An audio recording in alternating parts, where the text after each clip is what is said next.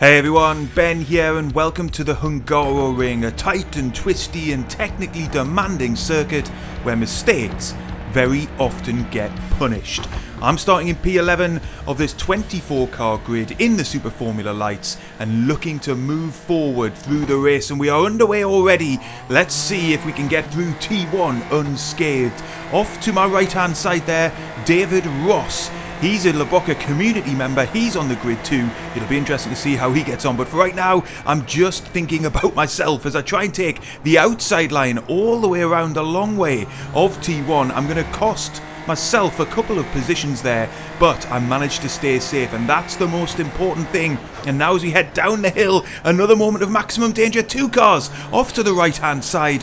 We again managed to get through okay. That's going to put me back up into P10 as things stand. Cars across the track up ahead as we come into the very fast left-hander. Oh my goodness, we're having to go through there very slowly indeed as cars jockey for position, and I'm caught out. I didn't expect Daniel Wen to be so slow into that section of track, and it's cost me big time. Let's take a look back at those lap 1 incidents. You can see there the two cars coming together through the right-hander, and then there's my mistake as I just didn't take account of the concertina effect of cars up ahead slowing down. I went in far too hot there, and I was very lucky not to take more drivers with me. We rejoin the live action then. I've rejoined the track later on lap 1. I'm sitting in P21, the last car that's still running on track, and I've got my work cut out for me here to try and salvage something from this race. The good news is I haven't been disconnected from the pack. Mike Pop is the next driver up on track. He was one of the two drivers who got caught out at T2 on that opening lap, together with Dario Arrieta, who is up in P18. They both might be carrying damage here, so maybe I'll have an opportunity to grab a position quickly. In fact, Mike Pop is all the way off the track there through the final corner. I'm surely going to have a run on him down into T1. I'm going to peel to the inside nice and early so he knows what my intentions are. Get on the brakes as late as I can, hit the apex, and just about keep the car nice and controlled. He tried to hang it around the outside there, but I was able to make the pass. And look up ahead, we've got more chances potentially of making moves pretty soon. And look at that, Adam Steff gets it slightly wrong through the left-hander. I thought there was going to be a chance to get down his inside there, but just not quite able to do it. And again, we're following nose to tail with a set of cars up ahead, and again I nearly get caught out on the brakes. Dario Arrieta up ahead, he's finally gone off once and for all. He again was involved with Mike Pop in that opening lap incident, and we've got more carnage up ahead. Cars to the right, to the left. We are gaining positions here as other drivers lose it and crash out of this race. Let's take a look back at all of that action on the replay. Here's my relatively routine pass on Pop there into T1. Important that I start making progress early in this race. Here's a spectacular slide from Arrieta. He must have damage from that opening lap collision. And then finally, two more casualties who are going to come together here. You can see the driver on the outside. He actually gets pushed out right the way off track. The Red Bull liveried car doesn't see him returning to the track, and they come together. We rejoin the live action then on lap 3, and I'm still following Adam Steff. And despite all of those spills and thrills on the previous lap, I'm still only running P19. So yes, we've gained some spots, but I'm still very much at the back of this field.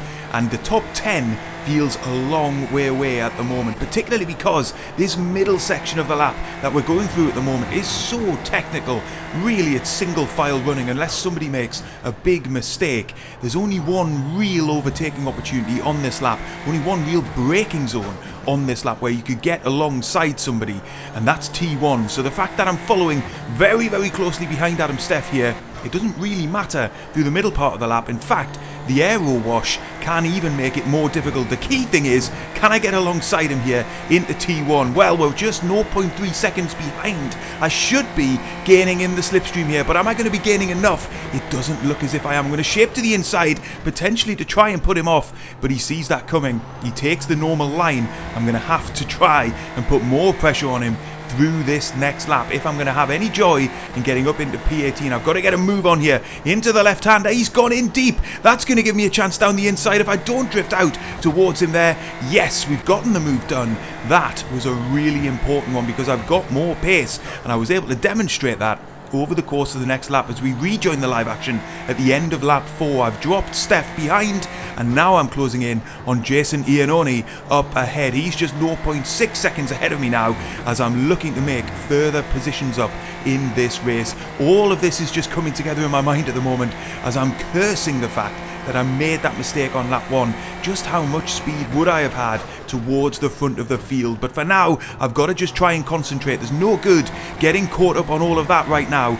I've got positions to make, and there's lots of cars up ahead that could give me more positions in this race. And just as I say that, there's more carnage. More drivers trying to go side by side through this very tricky downhill left-hander, and at least a couple were off there into the runoff area. But there's no time to look at it just now because we've got more action on track. We're going to try and squeeze past Marlon Williams there. He very sensibly got out of it as he could feel 3-4 cars concertinaing through that left-hander would not be sensible. But talking of not being sensible, this was a big dive from Laurison's which caused that collision. Other drivers doing very well not to get caught up in it.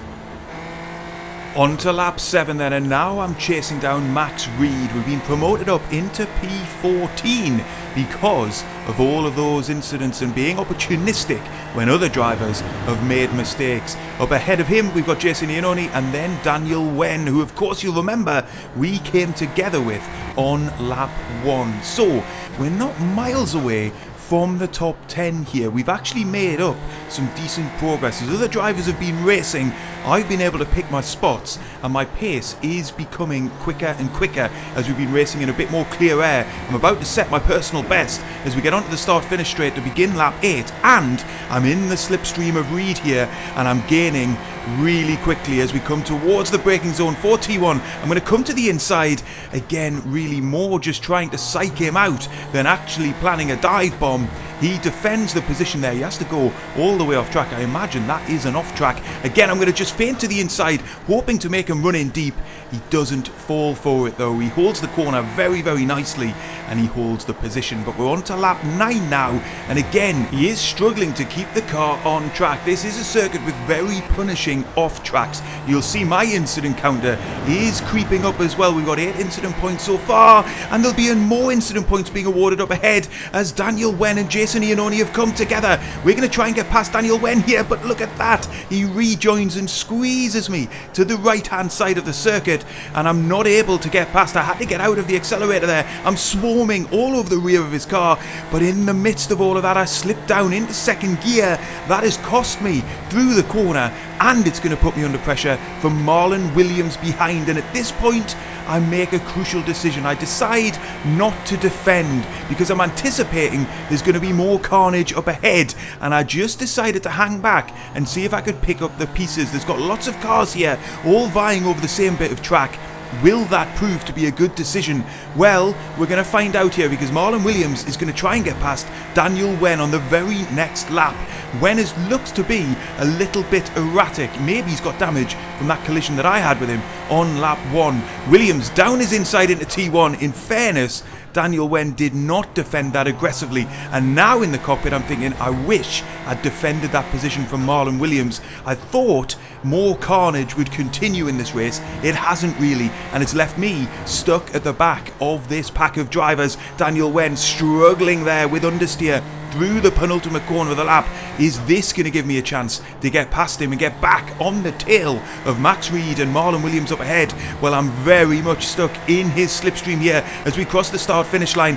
Look at the overspeed I've got. I'm going to maximise the amount of that slipstream that I get as we head down into T1 here. Late on the brakes, we're side by side. I'm going to get to the apex, and once again Daniel Wen does not fight that too hard. But look up ahead, there's 4 cars there in close proximity, and as we get onto the final lap of this race, actually there's 6 cars nose to tail, all running within a couple of seconds of each other here. The pack has come back together here at the very end of this race, and I'm carrying some decent speed here but it looks like I'm just going to run out of time unless somebody does something spectacularly silly in these last couple of corners, and you never know, they might. I've got to keep the pressure on, but it's going to be a race of what might have been here, I think. We're going to come home in P14, nose to tail, with lots of other cars up ahead, but had it not been for that crucial lap 1 mistake, I really think a very strong finish could have been on the cards. As it is, all of those off tracks meant that my safety rating took a bit of a hit. We've lost a tiny bit of iRating, and we've got to come home in P14. It was an exciting and enjoyable race. Everybody makes mistakes. I'm no different to that. One big shout out to David Ross. I mentioned him at the start of the race. He's a Broca community member. He comes home on the podium in P3. Well done, David. So there you go, another race in the Super Formula Lights. If you want to see an even more spectacular race, check out the race that's on screen now.